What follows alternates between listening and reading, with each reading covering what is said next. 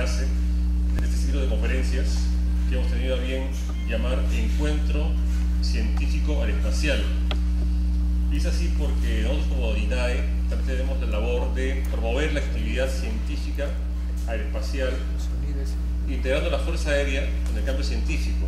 Entonces, en este momento tenemos el gusto de los invitados presentes, como el CEPRESID, el CEACE, para compartir con ustedes el tema científico, puramente científico, tal como lo es la exposición del día de hoy, como también va a haber exposiciones del campo aplicativo, tanto en el aspecto legal como el sistema aeroespacial peruano, que es un proyecto de ley que hemos establecido nosotros para poder tener un sistema que integre toda la parte espacial de la nación, como también el sistema de vigilancia de la Amazonía, que va a ser expuesto dentro de 2 semanas. Simplemente yo quiero darles la bienvenida y dejar acá a la parte especializada de llevar a cabo la exposición. En este caso, vamos a contar con la presencia el día de hoy del señor Carlos Javier Solano Salinas, que él es bachiller en Ciencias, Convención en Física por la Universidad Nacional de Ingeniería, doctor en Ciencias, Convención en Física por el Centro Brasilero de Pesquisas Físicas del Brasil, siendo además egresado de la Maestría de Ingeniería de Sistemas por la Universidad Nacional de Ingeniería. La más cordial bienvenida, para que no sea bien, va a dar esta conferencia sobre los misterios no resueltos de la física de partículas que origen del universo. Muchas gracias.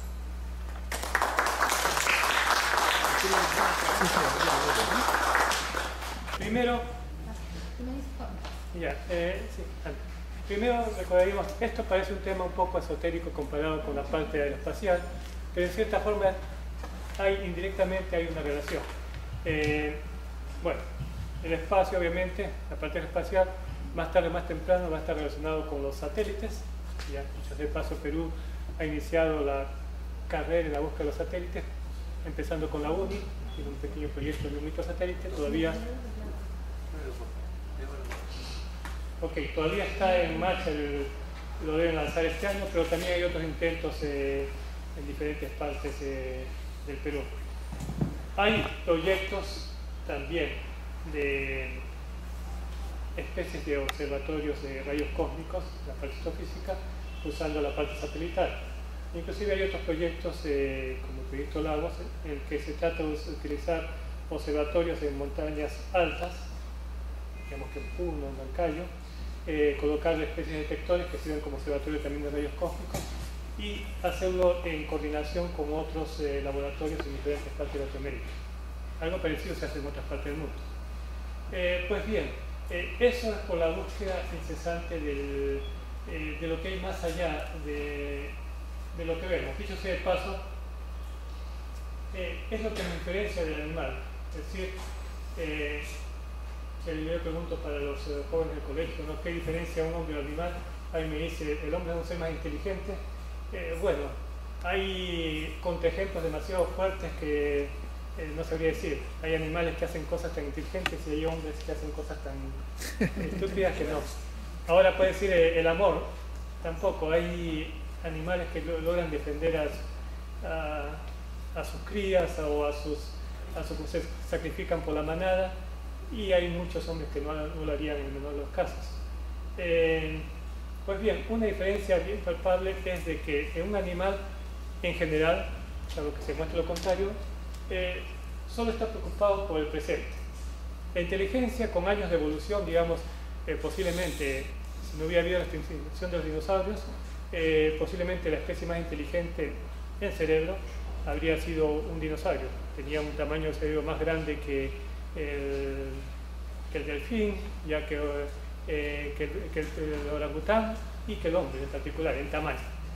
Ahora, quién sabe, ¿no? Pero algo que todos los animales con mayor o menor grado de raciocinio tienen es de que se preocupan por el momento. Es decir, ¿dónde me voy a amanecer? ¿Qué es lo que voy a comer ahora? ¿Cómo voy a procrear? Y nada más. Pocos se preocupan a la distancia, a largo tiempo. ¿Qué es lo que va a pasar de aquí a 10, 20 años? O algo más. ¿por qué estoy aquí? ¿De dónde vengo? ¿En dónde estoy? En un planeta, bueno, eso lo deducimos con años de civilización. Y este planeta que llamamos Tierra, ¿cómo apareció? Y el Sol, las estrellas.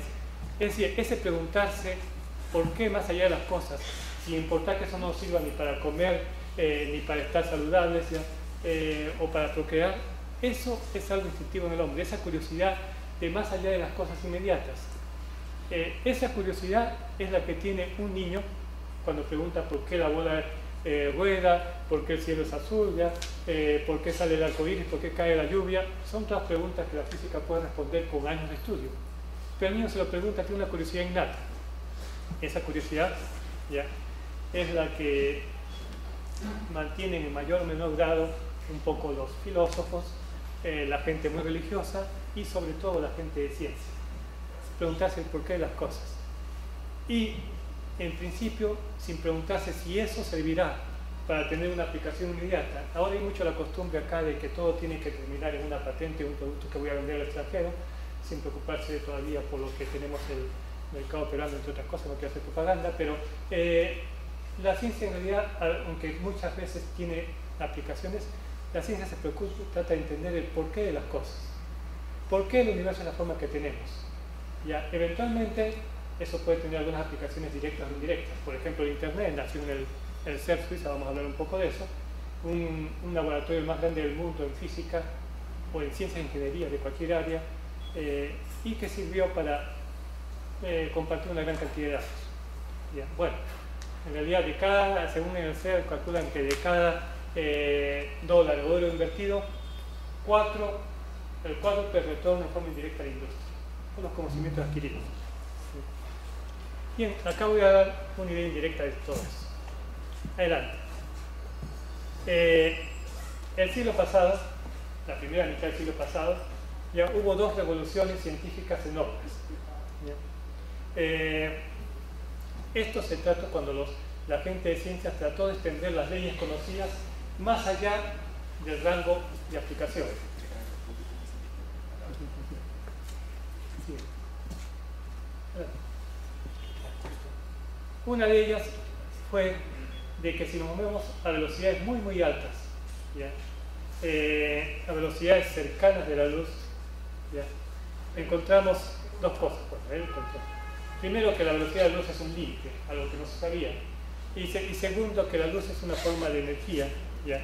La masa, la materia, conocemos una forma de energía, y esta es igual a mc cuadrado, tal vez sea la fórmula física más conocida del mundo fuera del ámbito de la física, fuera del ámbito de los físicos en general. Y eso es la relatividad especial.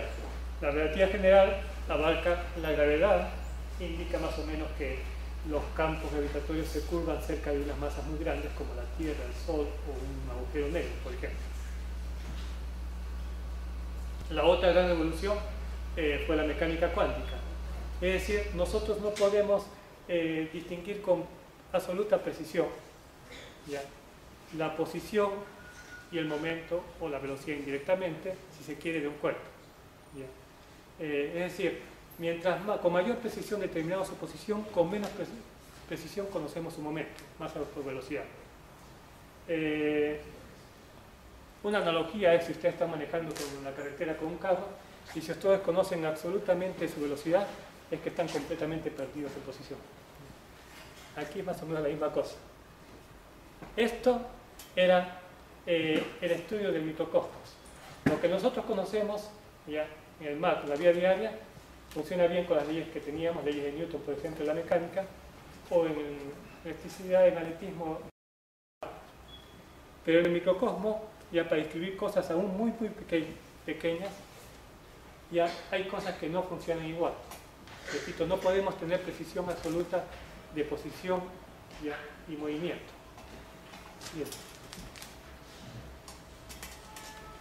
Bien. Después,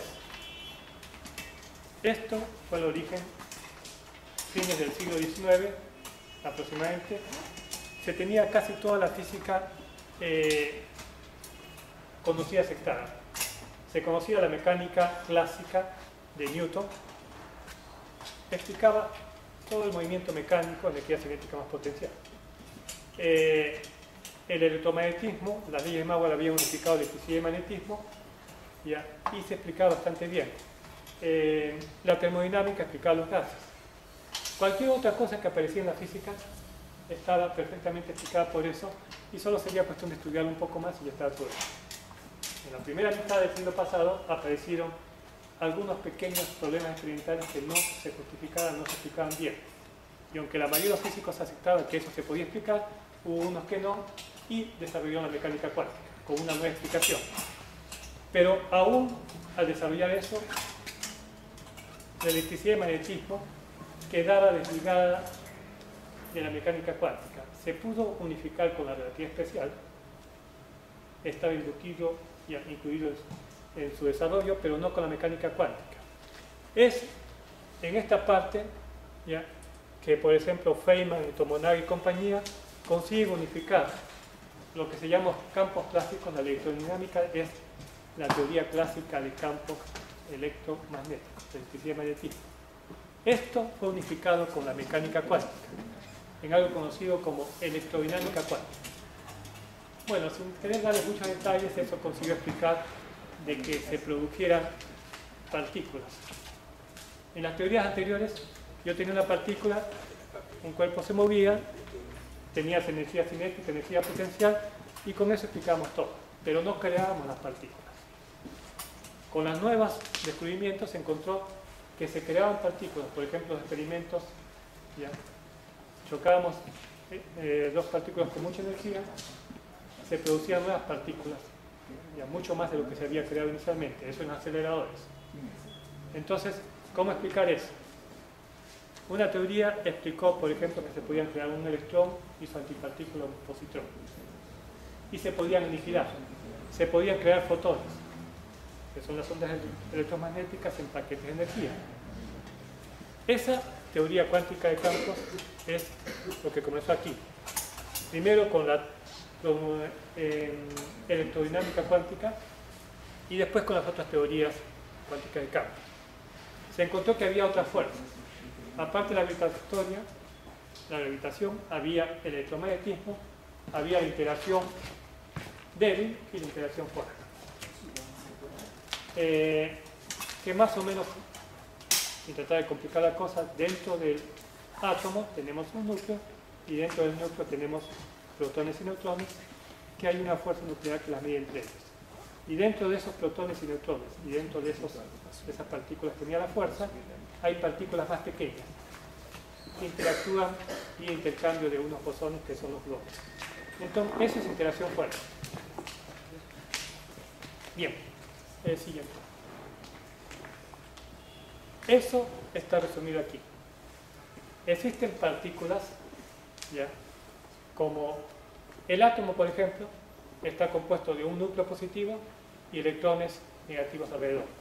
Y ese núcleo positivo está compuesto de protones positivos y neutrones en carga.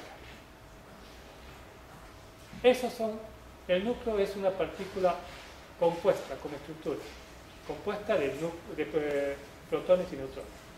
Ahora esos protones y neutrones también están compuestos de partículas, que son los quarks. El protón, 2 quark U y 1 quark D. Y aparte teníamos los electrones. Pues resulta que esas partículas tipo electrón, el quark U y el quark D, hasta ahora no le hemos encontrado estructura. Y por eso se le llama partículas elementales, ¿ya?, sin estructura. Y después se fueron encontrando otras partículas más, el neutrino electrónico, los quarks C y S, el muón, que es bien parecido al electrón, la misma carga, del mismo tipo, pero una masa mayor, neutrino muónico, y así sucesivamente. Estas todas es el conjunto de partículas elementales, ¿ya?, que conoce la física hasta ahora. Ahora, ¿por qué se les llama partículas? Es porque nuestro desconocimiento, nuestra ignorancia de lo que viene más allá. Partícula, matemáticamente, es un punto, sin dimensión, ¿ya? Bien, eso no quiere decir que estos no tengan dimensión, solo quiere decir que nosotros no sabemos, nuestros detectores no alcanzan a discernir lo suficiente. Medimos a distancias muy pequeñas, hasta 10 a la menos 17, 10 a la menos 18 metros, y esto resulta que es más pequeño. Entonces, ¿ya?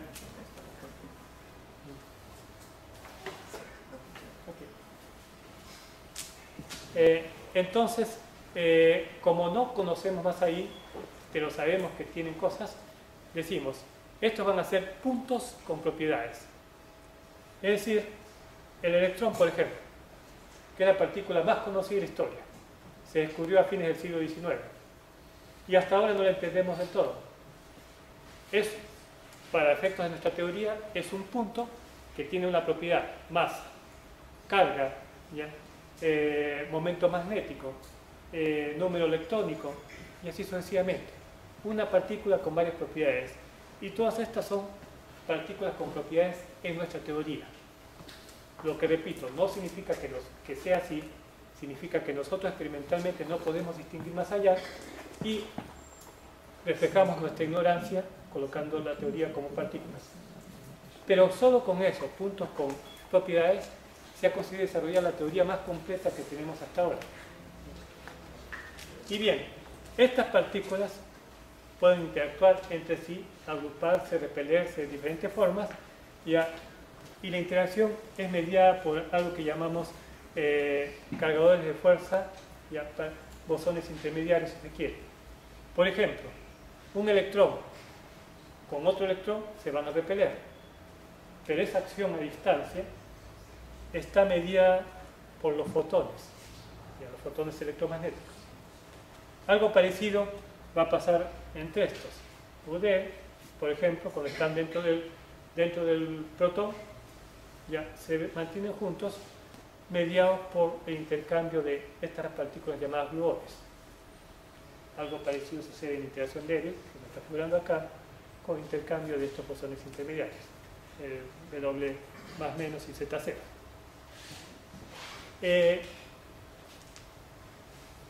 Hasta ahora, unos 27 físicos de partículas de esta área han ganado el premio Nobel por descubrimientos experimentales o teóricos. La teoría más o menos aquí está completa y solo falta algo: el famoso bosón de Higgs. ¿Y qué sucede? Es que nuestra teoría ya son puntos con propiedades, incluyendo la masa, la carga, pero no hay motivo para que tenga una masa u otra, en principio. Ahí les recuerdo, la famosa fórmula de Einstein, E igual mc cuadrado, indica que si yo tengo energía suficiente, podría formar una partícula con masa E, una masa menor a la que la energía tengo. Por ejemplo, los aceleradores. Yo tengo dos protones a una energía altísima, energía suficiente para formar una gran cantidad de partículas. Pero no se forman partículas, por ejemplo, con 2 veces la masa, voy a decir algo así, 2 veces la masa del electrón, o 3 veces la masa del electrón, o 2.5 veces la masa del electrón, por ejemplo. No se forman esas partículas. ¿Y por qué? Es otro de los misterios. Hay hipótesis que tenemos en la teoría. ¿Por qué las partículas tienen solo unas masas y no otras? Bien, una justificación es decir, las partículas tienen un mecanismo para adquirir masa. Ese mecanismo, vamos a hablar un poco después, es lo que llamamos bosón de Higgs. Lo voy a mencionar un poco después en la charla. Pero bien, esta es nuestra teoría, la más exitosa que tenemos ya en el momento. Y solo para dar un sentido de escala. Estos son nuestras partículas elementales, quarks, electrón. Y bien la escala. Este es un átomo. Un ástrón, 10 a la menos 10 metros. Este es un núcleo, 10 a la menos 14 metros. Este es un protón, 10 a la menos 15 metros, o un Fermi, como le llaman. Y estos son quark electrón, que son menores que 10 a la menos 18 metros. Digo menor porque esto es lo que registran nuestros mayores aceleradores, ¿ya? Es el tamaño que pueden diferenciar, ¿ya? Y estas cosas tienen una dimensión menor que eso. Bien, ahora nuestros aceleradores y sus detectores son los más poderosos extensiones del microscopio que tenemos. Un microscopio puede ser un microscopio óptico, puede tener una precisión de 1 milímetro, décimas de milímetro, hasta centésimas de milímetro, pero no llega más. Entonces se desarrolló el microscopio electrónico, que trabaja con electrones. En lugar de fotones y lentes de luz, agarran electrones y lentes magnéticas, o sea, agarran un campo muy intenso que va desviando, acumulando los electrones, los hace coincidir, igual como un microscopio o como un telescopio, eventualmente lo que se quiere utilizar. Bien, eso con electrones. Ahora, resulta que los electrones tienen energías grandes, hasta pueden ser 100 kiloelectronvoltios, no quiero que se preocupen con el término, energías grandes, y con eso pueden distinguir espacios muy pequeños, dimensiones muy pequeñas. Pero cuando yo quiero ir más allá, quiero ir al tamaño de un átomo, aún esos microscopios son demasiado burdos, ¿ya? No consiguen resolver esos tamaños, ¿ya?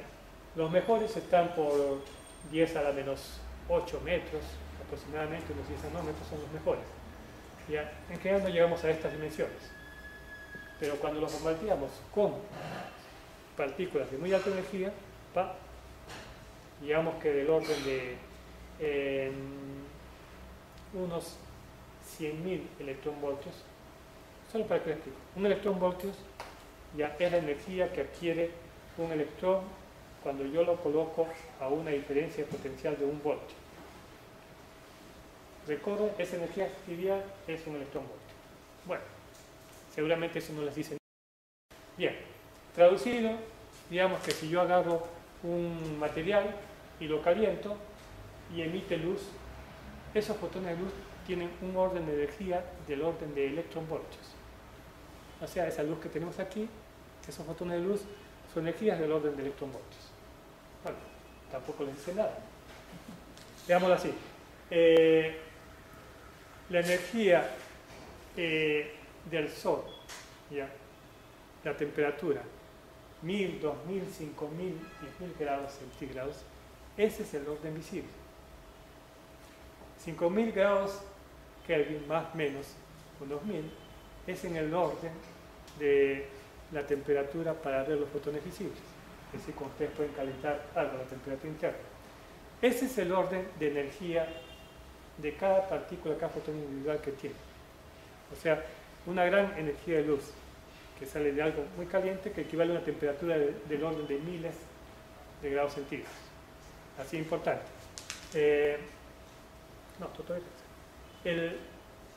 La energía nuclear es el orden de megaelectronvoltios, cientos de megaelectronvoltios, o sea, 1 millón de electronvoltios.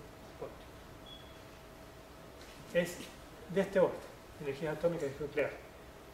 Altas energías es más que eso, es el orden de 1000 millones de electronvoltios. Y eso nos permite resolver estas cosas. Y entrando más adentro, ya con esa energía de miles de millones de electronvoltios, yo puedo entender que acá tiene estructura, formada por quarks. Y tratando de entrar más adentro, todavía no hemos conseguido nada. Vamos a lo siguiente. La mecánica cuántica y la gravedad. Bien, hasta ahora nuestro gran modelo estándar ha permitido colocar más o menos en un esquema el electromagnetismo de integración débil, y ella preguntó de integración electrodébil, un premio Nobel por eso, y la integración fuerte. Las teorías cuánticas del campo han conseguido más o menos juntar esas cosas, más o menos. Pero la gravedad ha estado por otro lado. La gravedad de Newton y luego la gravedad, relatividad general de Einstein han ido por otro lado.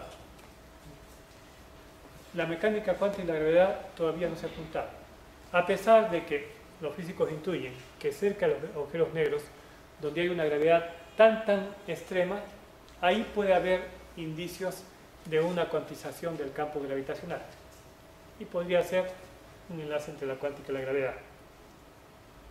Bien, si pudiésemos conciliar mecánica cuántica y relatividad general, esto podría cambiar radicalmente nuestro entendimiento de la física del espacio y tiempo. Bueno, todavía no tenemos nada. La teoría nos dirá dónde, cómo avanzar. Vamos. Hay una teoría, la teoría de cuerdas. No sé si ustedes han asistido a alguna charla del el profesor Dr. Barton Sivach, peruano que está en Estados Unidos. Es uno de los expertos en el mundo en este tema de la teoría de supercuerdas. Es puramente teórico, por ahora. Una teoría que trata de unificar las 4 interacciones que conocemos: electromagnetismo, interacción débil, interacción fuerte y la gravedad. En esa teoría, en lugar de trabajar partículas, ¿ya?, son cuerdas. Y las vibraciones de las cuerdas representan las partículas que conocemos en nuestra teoría. Bueno, ese es los postulados de donde parte. Y la han desarrollado bastante bien.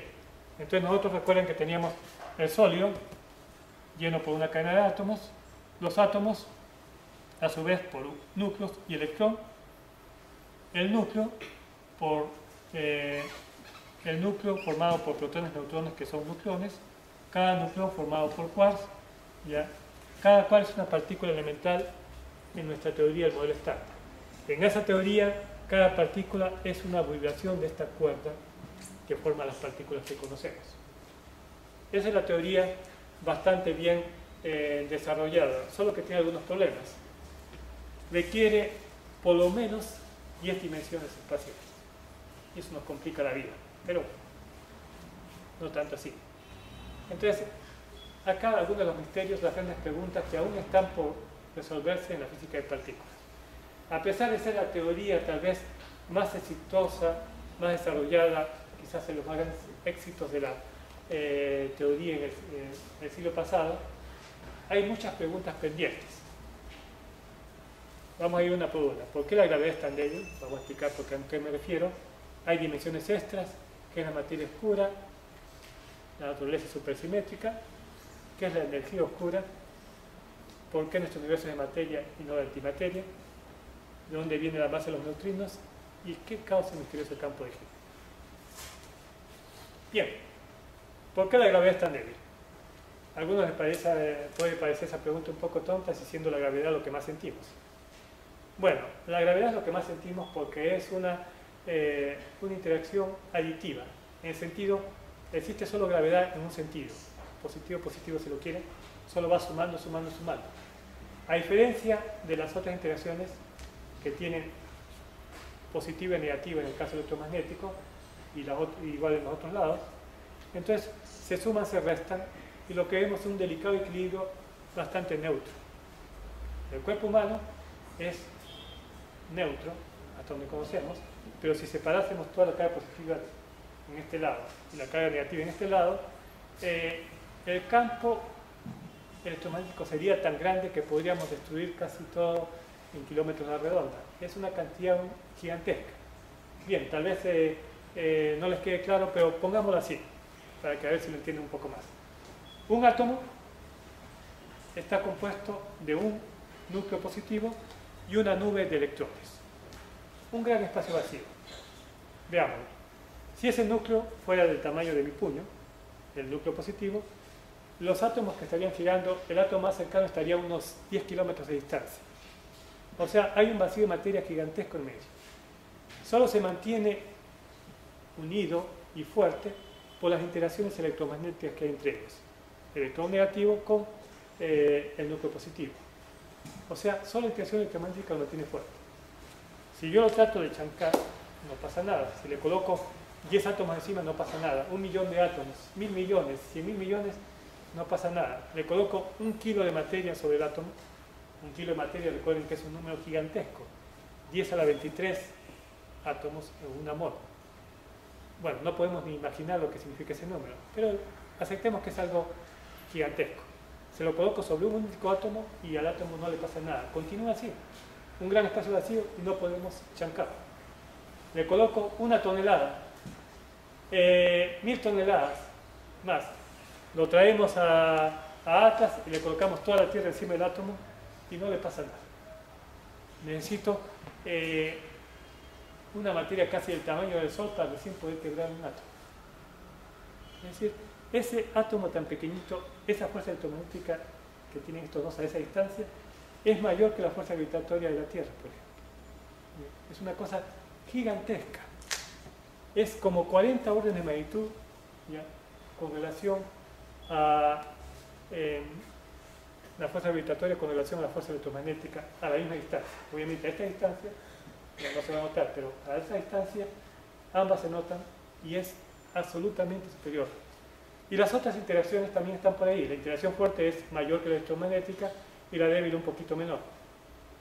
Pero la gravitatoria está completamente fuera de alcance, o sea, no tiene casi ningún sentido, ¿ya?, por qué sucede eso. Tal vez sí, tal vez no. Hay teorías al respecto. Vamos. Bien. Algo que puede estar relacionado con esa pregunta es esta otra. ¿Existen dimensiones extras en el tiempo? La teoría de cuerdas que dijimos, la teoría de supercuerdas, sugiere y necesita que va a haber otras dimensiones espaciales adicionales. Ese es un gran motivo, no suficiente. Es la teoría que se hace en física, la teoría más compleja y perfecta que tenemos, pero que todavía no predice nada. O sea, solo es hipótesis. Pero la teoría lo necesita. La otra cosa es que pueden servir para dispersar la fuerza intrínseca de la gravedad, haciendo parecer más débil para nosotros. ¿Cómo sería eso? Yo puedo hacer la analogía con una carga eléctrica, por ejemplo. Ustedes tienen así una carga eléctrica aquí y tienen su campo en todas las dimensiones. Quizás con la siguiente, a ver, pasa la siguiente. Una más, después regresamos. Otra más. Aquí. Ya. Una posibilidad, hay dos posibilidades de dimensiones espaciales extras, y por qué no las vemos. Una posibilidad sería que, vamos a regresar ahorita, que las dimensiones estén completamente enrolladas entre sí, ya un par de dimensiones estén tan enrolladas que si avanzamos inmediatamente damos la vuelta y no notamos diferencia. Bien, eso también tiene sus explicaciones que vamos a ver en este momento. Otra es de que tengamos una serie de planos espaciales que nos diferenciamos. Es decir, imaginemos que nuestro universo, que es de 3 dimensiones, fuera un plano. Otro universo de 3 dimensiones estuviera acá, y otro acá, y otra acá. O sea, una cuarta dimensión espacial sería como pasar por una serie de universos tridimensionales. Como esto de acá. E imaginemos que la única partícula que puede atravesar de un universo tridimensional a otro, sean los gravitones. O sea, los gravitones son esas cuantos de energía gravitacional que no están probados que existan, pero que todos los físicos intuyen que existen. Vamos que esa sea la única partícula que puede navegar entre plano y plano, entre ese universo y otro. Supongamos que hubiera un universo de 4 dimensiones espaciales, ¿ya?, compuesto de una serie de, placas de universos de 3 dimensiones espaciales. Bien, esto sería el equivalente a, bajemos una dimensión. Digamos que los universos son ahora de 2 dimensiones, y nosotros somos seres superiores de un universo de 3 dimensiones. Así. Si tengamos, o pongamos así para que me sea más fácil, pongamos que tenemos una carga eléctrica, por ejemplo, aquí. Si la carga eléctrica tiene su campo eléctrico en todas direcciones, ya. Y nosotros solo vemos en nuestro universo solo esta partecita de aquí, en este plano nada más, pero el campo eléctrico se transmite a todos los otros universos paralelos que no lo estamos viendo, ¿ya? Pero nuestro universo solo capta esta partecita, significaría que estamos captando una fracción infinitesimal de toda la energía volumétrica que puede tener. Ahora imagínenlo en una fuerza gravitacional, un campo gravitacional. También una masa muy intensa aquí que tiene su campo gravitacional en todas direcciones, y nuestro universo está solo en esta placa y solo capta este planito de la fuerza gravitacional. Y todo el resto no lo capta. Solo capta una fracción, 10 a la menos 40, del campo gravitacional completo, de la fuerza gravitacional completa. Eso podría ser una explicación, pero todavía son hipótesis. Si regresas un par, regresar. La siguiente. Otra posibilidad para dimensiones extras es de que estén compactadas, enrolladas en esta forma, Lo que les puedo decir para no complicar la cosa es de que si esto fuera correcto, esto implicaría que podrían haber partículas, la siguiente, partículas con una masa del orden de 1 sobre R aproximadamente. Si la dimensión es muy pequeña, la partícula también va a ser bastante masiva. Entonces se trataría de buscar partículas masivas y se están buscando en el CERN, en el Large Hadron Collider. Se están buscando, todavía no se encuentran, a lo mejor ni existen, pero se sigue con esa teoría. Porque eso podría explicar el por qué la gravedad está completamente fuera de razón con relación a las otras interacciones fundamentales. Vamos al siguiente. Sí. Las dimensiones estas, como que hablamos, ¿ya? Cambiaría nuestro concepto de espacio-tiempo, y si existiesen, para medir experimentalmente su posible existencia, necesitaríamos trabajar a la escala de unificación de Planck, que es una escala de altísima energía.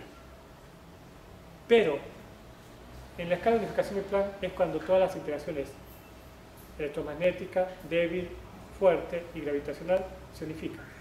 Es una escala muy alta. Pero si hubiese dimensiones extras, tal vez la escala de energía no tendría que ser tan alta, podría ser más baja, podría ser del orden de las energías del Large Hadron Collider en el CERN, y se podría medir. Todavía no hay nada al respecto. Permitiría la posibilidad de crear los mini agujeros negros. Si ustedes han visto cuál de esa novela Ángeles y Demonios, por ejemplo, trata justamente de la posibilidad de que el CERN crease un mini agujero negro que se tragase la Tierra. Obviamente todo era fantasía. No habría esa posibilidad. Mismo que se pudiesen crear los mini agujeros negros, no habría pasado nada, porque el mejor acelerador de partículas que tenemos ha estado funcionando miles de años. Es decir, los rayos cósmicos tienen energías superiores a las del CERN. Ya, obviamente su densidad, su frecuencia es mucho menor, pero tienen mayores energías en un área muchísimo mayor que es toda la superficie de la Tierra, y por un intervalo de tiempo mucho mayor, que son cientos de millones de años, y mucho más, miles de millones de años. Y no ha pasado nada hasta ahora. Por lo tanto, no hay de qué preocuparse. Vamos a la siguiente. Nuestra relación con el origen del universo. Física y partículas del microcosmos están absolutamente relacionados con la astrofísica, desde el origen del universo. Si nuestro universo comenzó, a lo que todo parece, con una gran explosión, un Big Bang. Yo no sé si ustedes saben que la idea de Big Bang nació de algunos periodistas burlándose de un sacerdote que había propuesto que el universo nació de una gran explosión. Se burlaron tanto que le decían la gran explosión, el Big Bang. Al final, por ahora resulta la teoría más razonable a todos los datos observacionales de telescopios, observatorios y demás. Bien, en esta teoría dice todo era como una bola de energía muy concentrada, ¿va? Y que en un momento se expande y explota. ¿Cómo estuvo esta bola y qué la originó? Todavía un misterio. Podría ser que anteriormente hubo un universo que colapsó y lo originó, pero bueno, esas son hipótesis. Lo que parece sí concentrarse es que todo coincide con los datos de que sí puede haber habido una gran explosión. En algún momento hubo una gran cantidad de energía concentrada en una zona muy muy densa y después explosionó. Al explosionar ya se enfrió, ¿ya? Y al enfriarse se crearon una serie de partículas. Eso se enfrió es como si ustedes preparan una avena, por ejemplo, si no lo mueven rápido y el agua está muy fría, se comienzan a hacer grumos. Algo así también esto.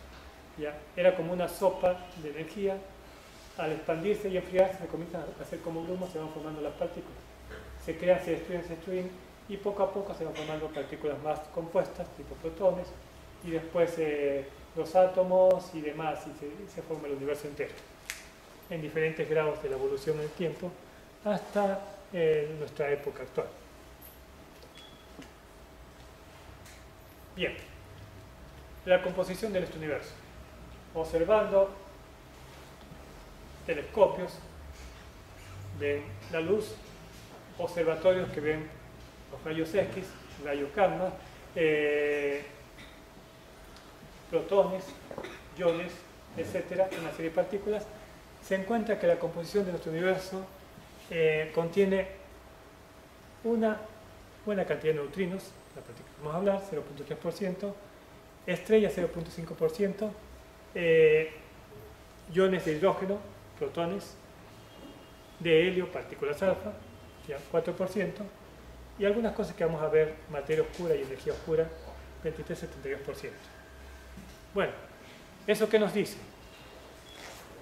Ay, que todo lo que conocemos es solo 5%. O sea, hemos desarrollado tanto y a veces hemos avanzado tan poco. Todo lo que conocemos es un trocito ya de todo lo que es el universo. Vimos que aproximadamente una cuarta parte era materia oscura. ¿Qué es la materia oscura? Bueno, en principio la Tierra podría ser una materia oscura si alguien lo quisiera ver así. La materia no oscura luminosa son las estrellas.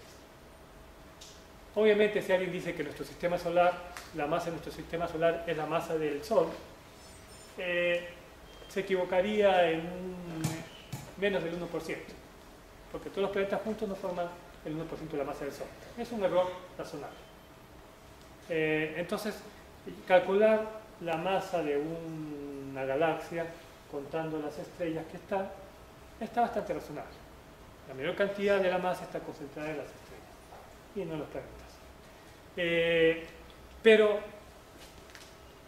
el efecto gravitacional que tienen esas estrellas con esa masa ya es menor del que vemos en la cola de las estrellas, de las galaxias. Por ejemplo, las galaxias son, por ejemplo, una espiral como la Vía Láctea, nuestra galaxia, y en los extremos se esperaría un movimiento de acuerdo a la masa que se ve. El movimiento es diferente, ya, con una masa muchísimo mayor, digamos que 5 veces mayor de la masa de estrellas que se ve. Hay una fuerza gravitacional adicional que no la conocemos, no la entendemos, y por eso se le llamó materia oscura, porque no se puede ver. Ya se ha descartado que no son fotones, no son neutrinos, no son protones, no son estrellas muertas, no son planetas muertos. ¿Ya? También son materia oscura porque no emiten luz, pero todos ellos no dan cuenta de los efectos gravitacionales. Hay mucho más. Esos efectos, por ejemplo, se pueden ver, hay una serie de formas de verlo, pero entre otras cosas hay como, digamos, esa materia oscura puede formar con una especie de lente gravitacional. Una gran cantidad de energía puede hacer la luz desviarse. Recuerdan, la materia desvía la luz, ¿va? Y si yo hago desviar la luz, por ejemplo, que esto fuera el Sol, la luz de la estrella se puede desviar acá, se puede desviar acá. Si la hago desviarse, la estaría concentrando. Pero más aún, si esto de acá que la está haciendo desviarse no es opaco como el Sol, sino que es transparente, entonces la voy a hacer desviar como si fuese una lente y producir algunas reflexiones múltiples como vemos en estos casos. Nota el efecto, hay varias formas de notar el efecto de una interacción gravitacional superior a lo que vemos, ¿ya? Y por eso es que se le llama materia oscura. Aún no se sabe qué tipo es, pero sabemos que no son neutrinos, fotones, protones, muones, planetas muertos, estrellas muertas. Una forma posible, ¿ya? Es decir, se trata de producir en el laboratorio, pero imaginen una partícula que interactúe muy débilmente, que no interactúe en forma electromagnética, débil o fuerte, y que solo interactúe en forma gravitacional. Siguiente. Esto ya es lo que se llama una partícula muy liviana pero muy masiva. Hay una serie de experimentos que tratan de encontrarlo, colocan un material muy denso y tratando de ver una interacción, ¿ya?, que pueda ser indicios de interacción de materia oscura de una partícula de materia oscura, dark matter particle, con un núcleo. O sea, una partícula que no podemos ver, pero podemos notar su interacción aquí. O sea, esta partícula es transparente para nosotros, transparente, eso no lo vemos, pero sentimos el efecto aquí y se detecta ese efecto. Bien. Entonces, el núcleo, por ejemplo, retrocede un poquito sin motivo aparente. Eso podría ser un indicio. Obviamente hay que calcular, hay una serie de cosas que tienen que coincidir. Por ejemplo, si explotó una supernova, una estrella supernova por allá lejos, que puede aglutinar una onda, entonces eso podría ser una producción de estas partículas, se podría detectar. ¿Sí?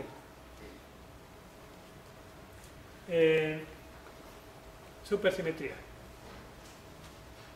También aquí voy a mencionar ligeramente esto. Teníamos la interacción electromagnética, ¿se acuerdan?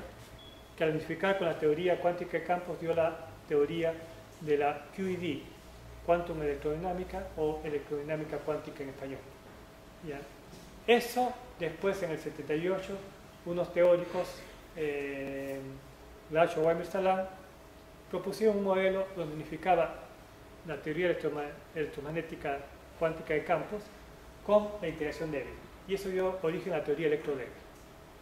Esa unificación, posteriormente verificada experimentalmente, les dio el premio Nobel de Física. Bien, y ahí nos hemos quedado. Tenemos la interacción fuerte que no está unificada, no en teoría, no experimentalmente. Entonces, hay teorías propuestas que dicen que a cierta escala de energía, la interacción electrodébil, electromagnetismo con interacción débil, se va a unificar con interacción fuerte, ¿ya? Y van a hacer una sola cosa. A esa escala de energía donde se unificaría, ya por esta teoría, permitiría la creación de otras partículas, unos compañeros, partner, de las partículas que conocemos. Para cada quark había un quark supersimétrico, para cada bosón intermediario tendríamos su bosón correspondiente supersimétrico, ¿ya? Que permitiría unificar estos modelos. Todavía no hay nada. Si tenemos nuestro modelo de partículas elementales y de sus bosones intermediarios, esto permitiría unificar con esto de acá. En nuestro modelo actual, estas partículas pueden intercambiar entre sí. Es decir, un quark C se puede transformar en un S vía un decaimiento. Y ahora estamos viendo que entre estos y estos puede haber unificación, pero no entre estos y estos de acá. Y menos con estos. Esta teoría sí permite unificar, permite que de aquí se pasen acá y acá viceversa. El físico instintivamente trata de unificar las cosas. ¿Ya? Es algo natural, porque es decir, si yo interactúo mediante un detector con las fuerzas gravitacionales, interactúo con las electromagnéticas, yo puedo interactuar con la débil y con la fuerte, ¿por qué esas interacciones no pueden interactuar entre sí? Tratar de buscar una explicación siempre más allá. Y estas partículas propuestas es algo que también se va a buscar en el Large Hadron Collider en el CERN, las energías que se obtienen. Se deben producir este tipo de partículas si la teoría es correcta. Pero algún tipo de teoría de unificación debe existir. Es lo que la intuición nos indica. ¿Ya? Electricidad y magnetismo, Maxwell unificó porque instintivamente indican esto tiene relación entre sí. El electromagnetismo con la cuántica, el electromagnetismo con la relatividad especial, luego con la cuántica, después con la interacción débil, instintivamente nos dice en algún momento, alguna escala de energía, estas cosas deben estar relacionadas entre sí. Todavía no lo tenemos, pero se está cerca, si es que esto es correcto. La materia oscura podría ser supersimétrica. Por ejemplo, la partícula más liviana, las partículas supersimétricas propuestas, ¿ya? Son más pesadas que todas las partículas que conocemos. Entonces el top quark es el más pesado, tiene 175 gigaelectronvoltios aproximadamente. Entonces las partículas supersimétricas deben ser todas una masa mayor. Entonces dice, la partícula supersimétrica más liviana, lightest superparticle, ¿ya?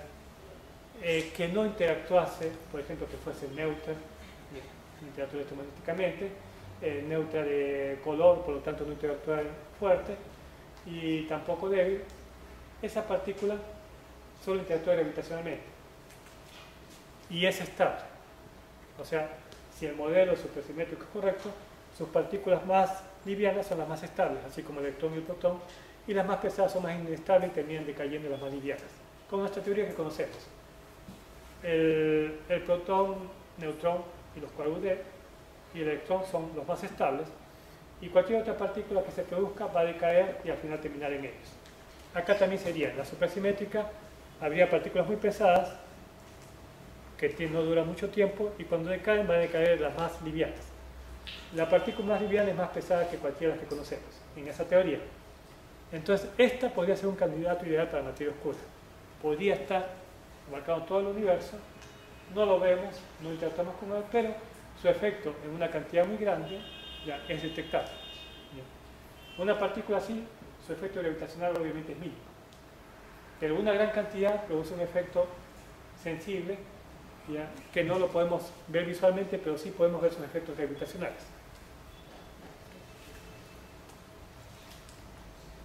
Acá en el CERN, en los aceleradores se está tratando de ver la posibilidad, entre otras cosas, de medir estas partículas supersimétricas. El otro gran misterio. ¿Se acuerdan ustedes que vimos que como 73% era, perdón, como 23% era materia oscura y como 73%, casi 3/4 partes del universo, era algo que se ha llamado energía oscura? Bien, hay varios indicios de algo adicional. Primero, se ha encontrado que el universo está en expansión. Era una de las grandes preguntas de Einstein. Aceptemos que la teoría del Big Bang es correcta. Bueno, una explosión, pero ¿qué pasa después? Se para, se frena, regresa y su propia gravedad lo atrae y colapsa. Esa es una posibilidad. La otra posibilidad es que explota, ya, sigue avanzando y se queda por ahí. Y la tercera posibilidad es de que explota, va avanzando y continúa avanzando. Veamos, si no les quedó claro, la analogía con un cohete. Un cohete lanzado por los americanos, por los rusos. Lo lanzan con mal éxito, poca velocidad, sale pum, y regresa y cae en el mar con suerte, no nos mata a nadie. Ahora, el siguiente experimento le dan más energía, más combustible, y sale el cohete y se queda orbitando en torno a la Tierra. Gravedad cero, ya, ni cae ni se va. Y la tercera posibilidad, que hubiera la Luna, entonces le doy más potencia y sale disparado para afuera. Ya no regresa, no cae, no se queda orbitando, sino que sale afuera y puede ir a la Luna, a Marte o al espacio. Es la analogía con el universo. Explosiona, e implosiona, o explosiona y se queda, o explosiona y se expande. Bueno, lo que se ha encontrado en estos experimentos es que aparentemente el universo se está expandiendo. Pero algo más. Acá hay un mapa de la radiación cósmica de fondo que se ha encontrado con datos de lo que podría ser desde el origen del universo. Desde la gran explosión hay una serie de ondas electromagnéticas, fotones, de todo el rango de energía en todas las direcciones. Esa es la famosa radiación cósmica de fondo que tiene un valor medio aproximadamente de 3 grados Kelvin. Bien, es así. Perdón, regresa a la entrega.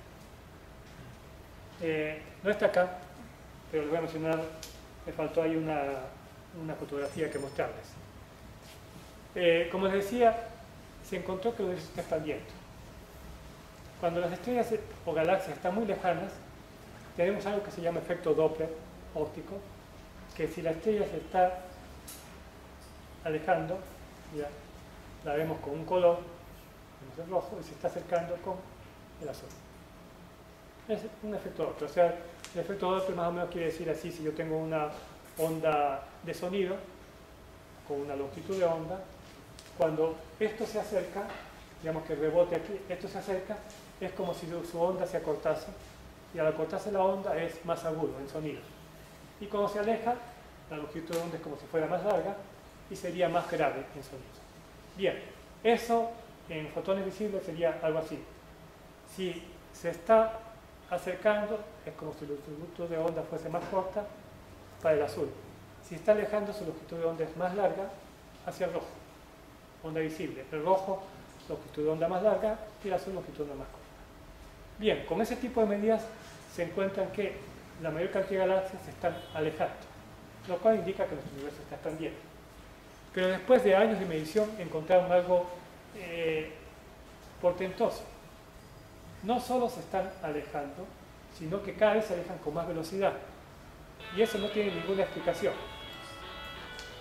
Cuando la bala de Conon sale, se aleja, pero se va frenando, frenando, frenando. Independiente de que regrese, se quede allá o se escape de la Tierra.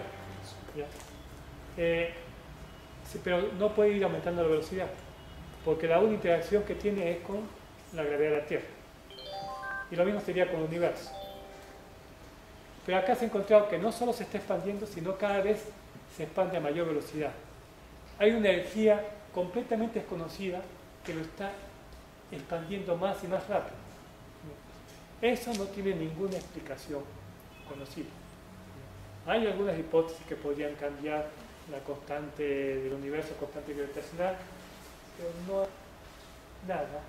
En principio, al final eso puede ser la teoría general, pero yo necesito las partículas de interacción para eso. No hay nada que justifique que el universo se expanda cada vez con más velocidad. No hay teoría, perdón, que justifique eso. Pero es un hecho observacional. Bien, la energía requerida para eso es tan gigantesca que ocuparía 3/4 partes de toda la energía del universo, energía o masa del universo, ya que a ese nivel masa y energía son dos facetas de la misma cosa. Bien, la otra gran pregunta: ¿por qué nuestro universo es materia?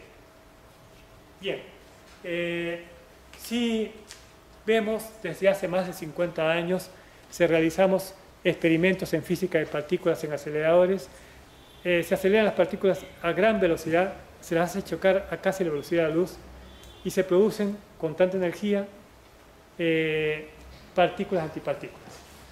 Es decir, cuando yo tengo aquí una partícula, bueno, un cuerpo, masa m, con una velocidad y por lo tanto un momento. Acá tengo otro cuerpo de masa m, con otra velocidad y con otro momento. Con el mismo momento, pero en sentido contrario. Imaginen que las dos tienen una cola y cuando chocan se quedan pegadas. Bolas de billar que se pegan. Ok, ellos tenían energía cinética inicial iguales y tenían momento contrario, momento igual a cero. Cuando llegaron, el momento sigue siendo igual a cero, pero la energía cinética desapareció. ¿Qué pasó ahí? Bueno, las bolas se pegaron y lo que se perdió en energía cinética se ganó en calor. Ahí correcto. Pero ahora agarramos dos partículas que no tienen composición, elementales. Por lo tanto, no pueden tener vibraciones, no pueden producir calor. Dos electrones, por ejemplo. Los hacemos chocar a tanta energía. Momento inicial igual a cero, energía cinética muy grande de un lado, muy grande de otro, chocan, y al chocar los hacemos destruirse. Y cuando se destruyen, ¿qué pasa? Recuerden, momento igual a cero, antes y después, y energía cinética muy grande de este lado y muy grande de este lado.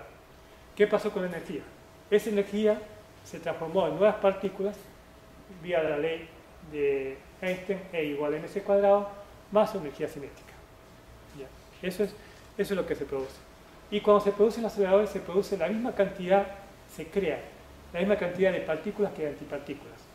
Si creo un electrón, creo un antielectrón. Si creo un protón, antiprotón. O sea, creo la misma cantidad de partículas que antipartículas. Siempre, una y otra vez, por más de 50 años, millones de veces por segundo, ya decenas de miles de veces por día, y todo el tiempo da y da y da. Es una ley inviolable. La cantidad de materia o antimateria que se produce es una ley de conservación inviolable en nuestros experimentos. Salvo en un experimento. El primer experimento de altas energías de la historia del universo. El Big Bang. Todo lo que sucede en nuestros aceleradores, la cantidad de partículas que antipartículas, la misma cantidad de carga positiva que negativa, ya. En el primer experimento de la historia, en condiciones mucho más grandes, tal vez hay una pequeña diferencia. esa pequeña diferencia puede haber sido esto. Cuando se producieron partículas se produjo una gran cantidad de quarks y una gran cantidad de antiquarks, con una pequeña y sutil diferencia entre el número de uno y con otro. Y cuando se aniquilaron, queda esa diferencia infinitesimal hacia un lado, hacia el lado de materia más que antimateria. Pero esa pequeña diferencia hacia un lado es la que puede haber dado el origen a nuestro universo más sagrado de materia. Nosotros somos, por decirlo así, somos las fluctuaciones, ¿ya? De una teoría perfecta. Por decir así, somos la quiebra de simetría, entre otras cosas. Algo de quiebra de simetría, sin querer complicarlos, es como estar en una montaña. Si estamos en el pico de la montaña, estamos equilibrados, perfectamente simétricos. Pero la menor vibración nos puede mandar para un lado o para otro. Ok, nosotros no queremos que nos quedamos aquí. Pero recuerden, la mecánica cuántica no permite eso. Si yo conozco con perfección mi posición, no conozco con perfección mi momento. Así que puedo tener un momento para un lado o para otro. O al revés, yo digo, no, yo voy a estar perfectamente quieto aquí. Pero si yo estoy perfectamente quieto aquí, no tengo un momento de velocidad ni para este lado ni para este lado, entonces ya mi posición no es perfecta, puede estar para este lado o para este lado. O sea, me puedo caer por un o por otro lado. Parte de la incerteza de Heisenberg, de la mecánica cuántica, de la física que conocemos. No podemos tener esa perfección, es algo probabilístico. Bien, entonces eso también puede originar esto. Si teníamos una pequeña tendencia hacia un lado, puede hacer que el resto ya tuviera tendencia hacia la parte de materia más que la antimateria. Nosotros no conocemos una galaxia de antimateria, otro universo de antimateria, solo conocemos pura materia. Podemos producir antimateria, pero producimos antimateria con materia y al final el balance queda igual. Este balance puede ser la causa del universo que conocemos. ¿Y por qué nuestro universo quedó hecho solo de materia? Digamos, acá nos dejó, digamos, al momento de aniquilarse, una cantidad superior de materia que antimateria, aunque eso no va a justificar por qué hay tanta cantidad de materia adicional. Una respuesta aquí podría venir de los neutrinos. ¿Qué son los neutrinos? Quizás sean las partículas más extrañas que conocemos hasta ahora. No tienen interacción electromagnética, no tienen interacción fuerte, no tienen interacción gravitacional, pero tienen interacción débil. Estos son origen, por ejemplo, lo que se llama el decaimiento del neutrón. El neutrón es como otra forma de protón y cuando decae se transforma en un protón más un electrón y un neutrino electrónico, por ejemplo. Estas partículas son muy livianas.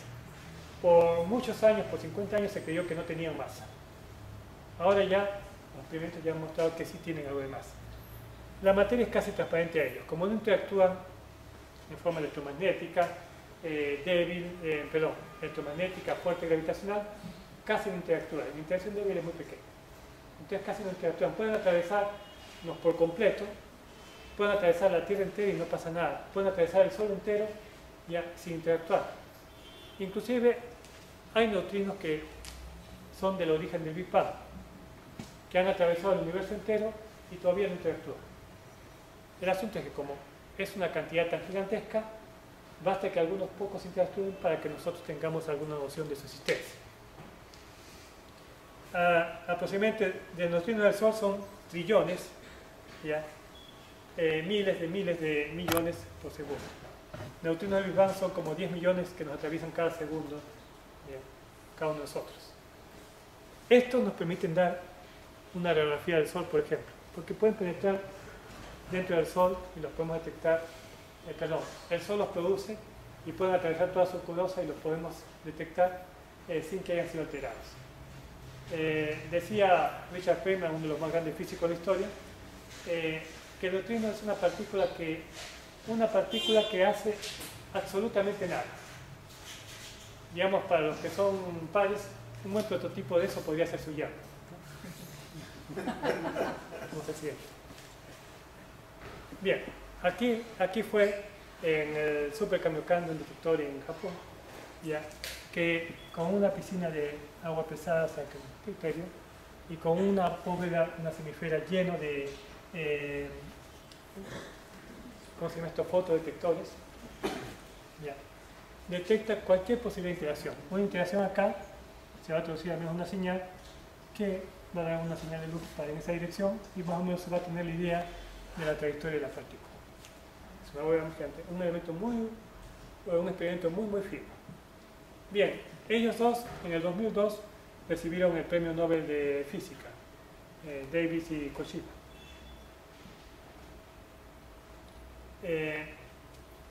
Por encontrar que los neutrinos podían oscilar entre sí, por lo tanto tenían masa.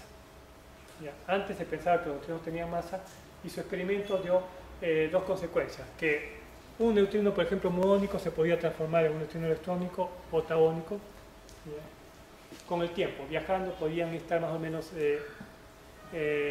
cambiándose de uno para otro. Y eso da una consecuencia de que deben tener masa para poder hacer eso. En escala logarítmica, la masa de los quarks y de los lectrones, o sea, electrón, muón, tau, son de ese orden. Mientras que la masa de los neutrinos están completamente fuera de escala. Si estos tienen un mecanismo de formación de masa, por ejemplo, tipo el bosón de Higgs, ¿ya? Estos acá posiblemente tendrían que tener otro mecanismo de adquisición de masa.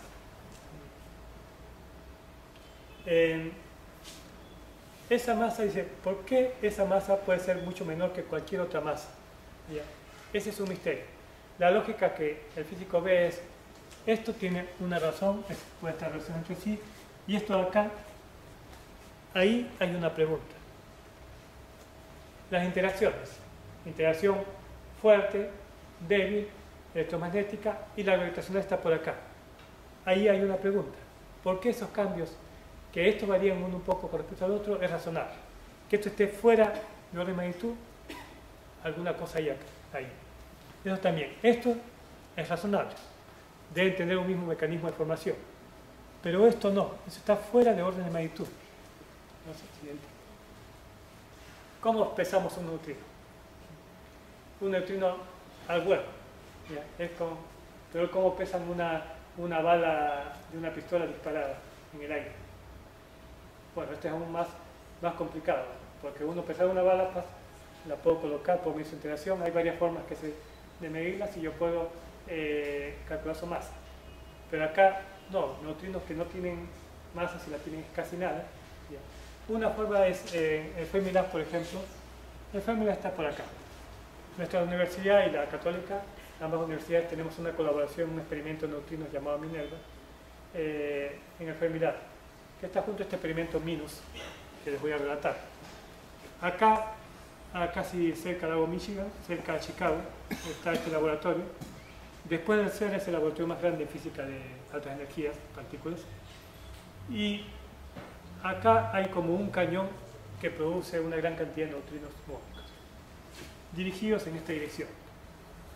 Aquí, a unos 730 kilómetros de distancia, no así, sino directamente bajo tierra, hay en una mina en el fondo, hay un detector instalado, que acá está la mina y acá a una buena distancia hay un detector para detectar los neutrinos que llegan.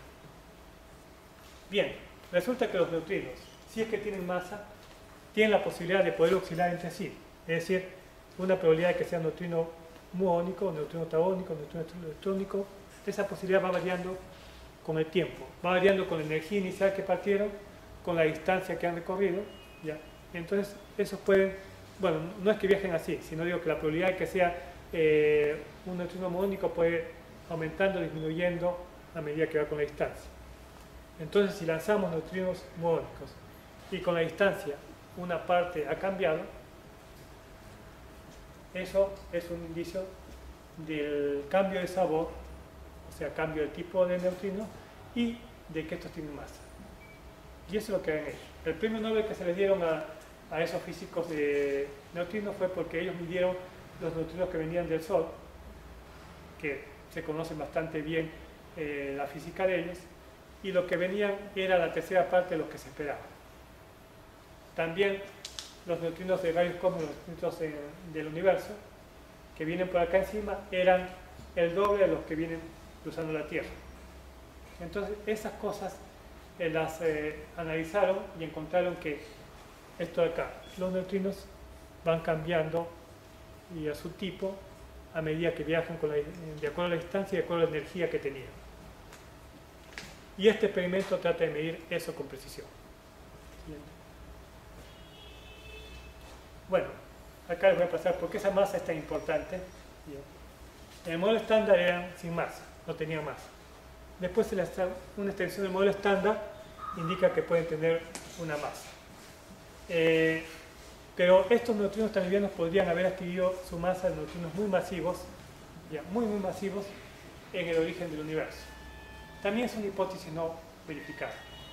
Se puede tener, pero esos pueden haber dado el origen también a decaimientos de neutrinos súper pesados, ya en el origen del universo, a neutrinos más livianos, puede haber dado el origen a un exceso más de materia que antimateria. Pero son hipótesis todavía no probadas, son ideas, pero podría ser un inicio. Estudiar los neutrinos podría ser un camino para entender ese origen del universo. No sé si lo puedo ver aquí más, en septiembre del año pasado salió una noticia muy importante, ¿ya? Neutrinos viajando a una velocidad mayor que la de la luz. En un experimento en el CERN, en Ginebra, con el Gran Saxo en Italia, cruzando así a unos 732 kilómetros, midieron y encontraron que la velocidad de los neutrinos era ligeramente más rápido que la velocidad de la luz. Un infinitesimal. Pero eso contradice las leyes de la física. Einstein colocó la velocidad es un límite superior. Ninguna partícula podría ir más rápido que la velocidad de la luz. Bueno, matemáticamente él también postulaba es un límite superior pero también inferior.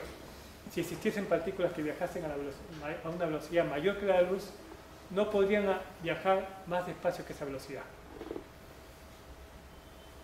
Matemáticamente nada lo prohibía. Pero una partícula que viaja a una velocidad mayor que la luz no debería interactuar con las partículas nuestras que viajan a velocidad menor que la de la luz. Esto fue algo que llamó mucho la atención, lo siguiente, ¿o no?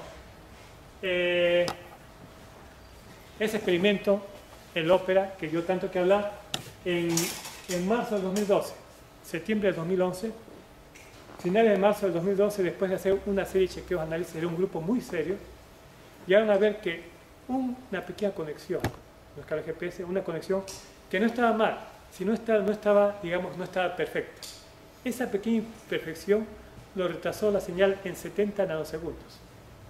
O sea, 70 milésimas de milésimas de segundo, milésimas de milésimas de milésimas de segundo. Una cosa infinitesimal. Revisaron todo y recién ahí encontraron la falla. Resultado, los neutrinos respetan la velocidad de la luz.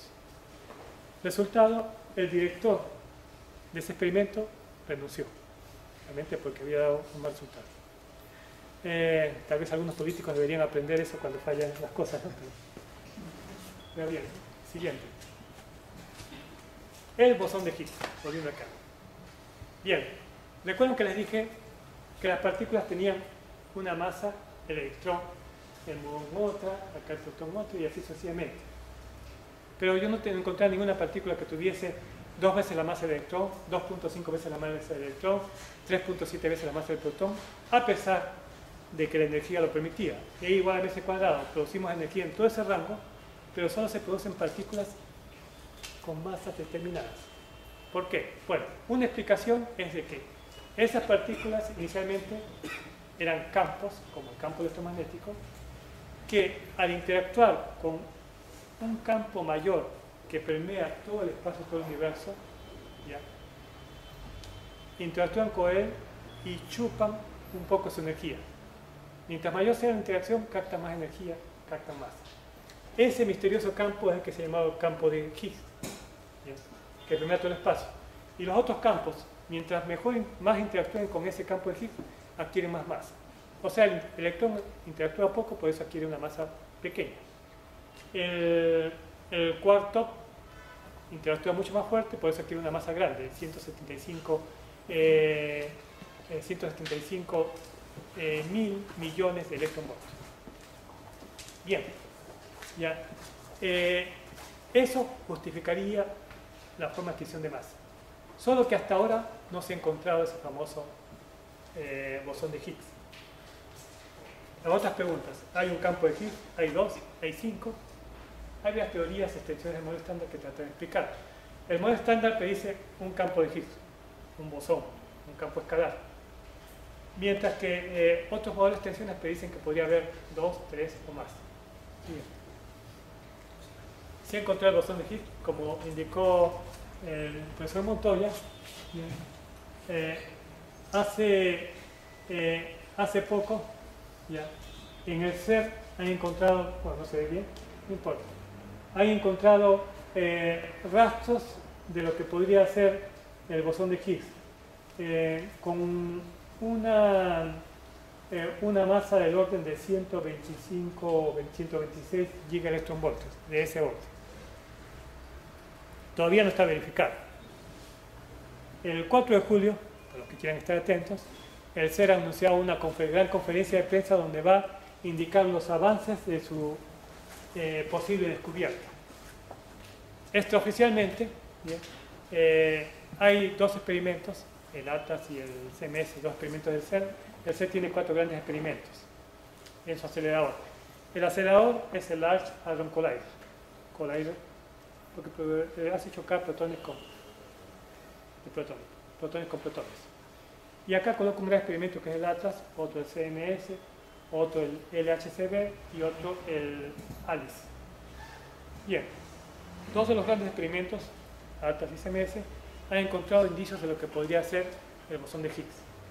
Ninguno de los resultados es determinante, pero si se juntan ambos resultados, aparentemente puede dar un resultado bastante más aceptable. No sé si para afirmar que ya se encontró, pero lo mínimo es suficiente para indicar por ese lugar tenemos que buscar algo. Bien, para los que estén interesados, el 4 de julio vean ahí en internet el anuncio del CERN. Y empezando, son parte de los misterios incompletos de las preguntas aún sin respuestas, a pesar de que varias de ellas están en el camino. Estas preguntas se van a obtener, la mayoría de ellas, con experimentos tipo del CERN, el Large Hadron Collider, observatorios tipo el Auger en Argentina, y ya el Chandra de rayos gamma, por ejemplo, que es un satélite observatorio, y demás. ¿Quién va a responder esas preguntas? Tal vez la próxima generación de investigadores, y tal vez alguno de sus hijos, posiblemente. Ok, ahí termino con la charla.